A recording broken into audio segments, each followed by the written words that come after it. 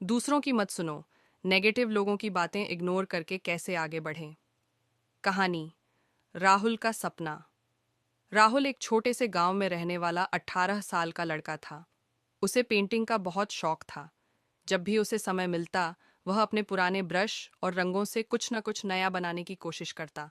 लेकिन गांव के लोग उसे हमेशा ताने मारते। पेंटिंग से कोई बड़ा नहीं बनता। तू भी अपने पिता की तरह खेतों में काम कर। ये रंग रोगन करने से कुछ नहीं मिलेगा। राहुल को ये बातें सुनकर बहुत बुरा लगता।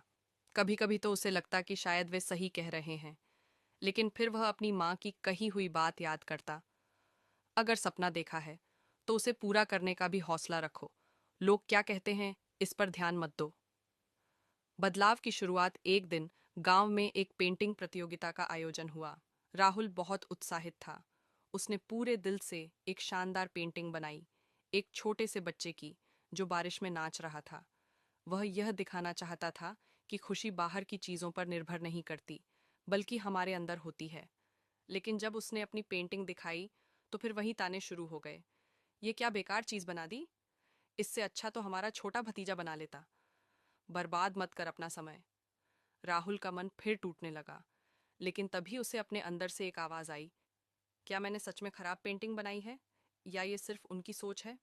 हार नहीं मानी राहुल ने नकारात्मक लोगों की बातों को इग्नोर करने का फैसला किया और पेंटिंग प्रतियोगिता में हिस्सा लिया। जब रिजल्ट आया तो उसे खुद यकीन नहीं हुआ। उसकी पेंटिंग ने पहला स्थान हासिल किया।